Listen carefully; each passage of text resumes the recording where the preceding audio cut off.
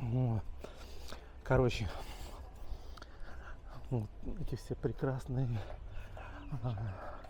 храмы и то, чему их вообще учат, не останавливает тайцев от того, чтобы любить больше всего на свете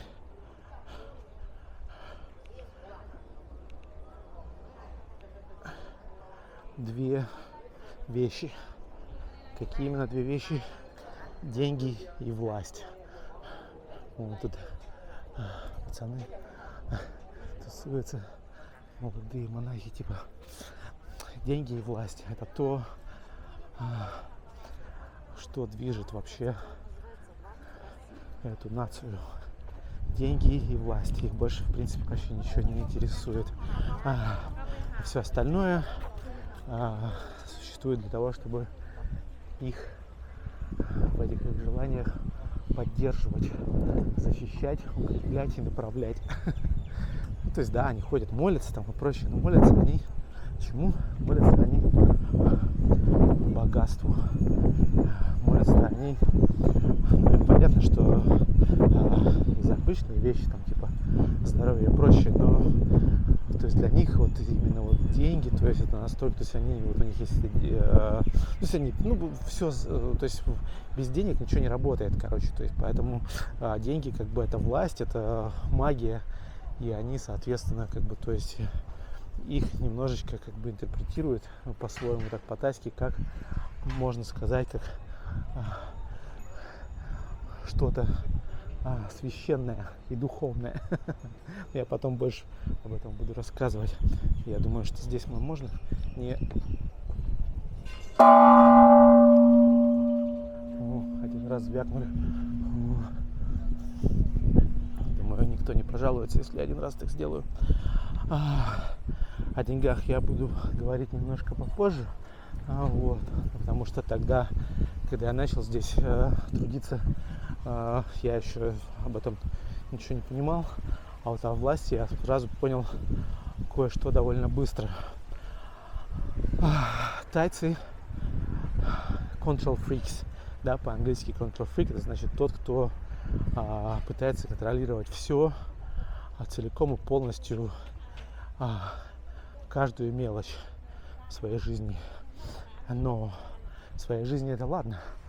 А вот когда люди пытаются контролировать любую мелочь в твоей жизни, это уже становится немножко утомительным. И тайцы, то есть если ты с ними работаешь, они, твои начальники, будут пытаться контролировать твою жизнь.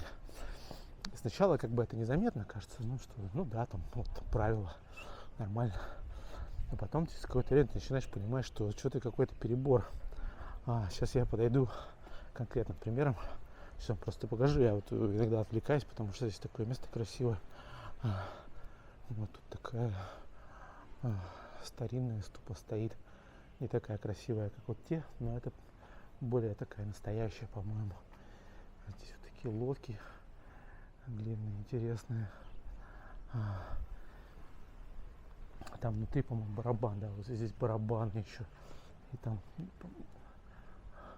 вот, такие гигантские барабаны тут, в которые они стучат время от времени. Короче, подробности.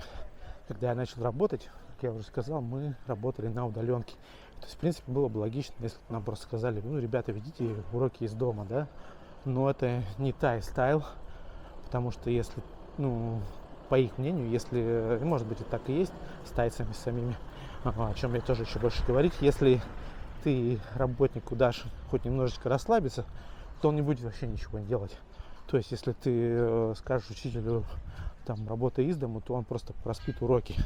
Ну, как бы по мнению тайцев, по крайней мере. Поэтому нас продолжили гонять, ну, как продолжили, вообще-то изначально так было, ну, для меня, гонять в школу. То есть, нужно было рано вставать, просыпаться, ехать на этом гребаном такси через весь город, в другую провинцию и сидеть в кабинете и преподавать онлайн через интернет детям, которые в это время сидели дома.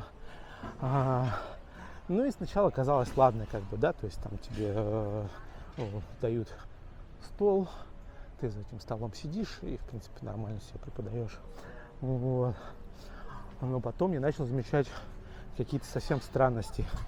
Там еще совпало так, что директор этой школы, женщина, она упокоилась миром, скажем так, и на ее место пришел ее сын. Да, не удивляйтесь, то есть здесь это совершенно нормально. То есть здесь, если там директор, то потом директором будет сын директора. И как бы никто не будет даже вообще спрашивать, как могло получиться так. То есть неважно, этот человек, он квалифицирован или нет, как бы, ну вот, семья, клан, больше ничего не важно.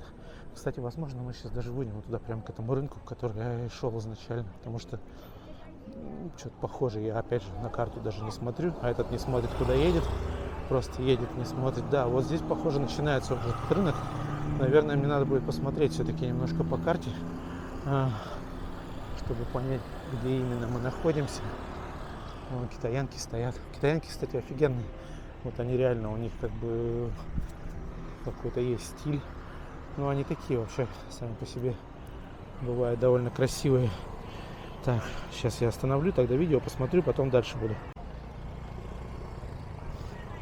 Да, короче, прикиньте, пришел я прямо к этому рынку, куда я направлялся. Вот здесь интересно все это так устроено, потому что я вроде шел просто вообще куда глаза глядят. Город-то небольшой, особенно центр, по крайней мере, поэтому вылез я ровно туда, куда надо, к самому началу улицы, где этот рынок начинается. Сейчас я сниму денег, куплю себе что-нибудь попить в 7-Eleven, и потом мы пойдем дальше гулять. Ох, китаянки невероятные. Просто не знаю, вот о тайских женщинах потом поговорим, но они меня как-то не особо впечатляют. Вот китайские почему-то прям вообще очень впечатляют. Дальше.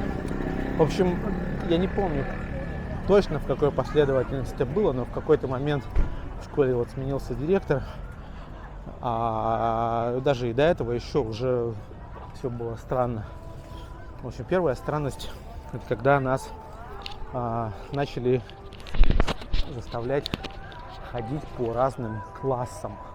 То есть не просто сидеть у себя в кабинете и преподавать онлайн, а реально ходить вот в какой-то определенный класс, какой-то определенный кабинет, потому что у каждого, короче, класса свой кабинет. То есть они сидят, это не во всех школах, но вот в этой школе было так, что учителя ходят по классам, а ученики сидят у себя в кабинете, короче, все в одном. Так, сейчас я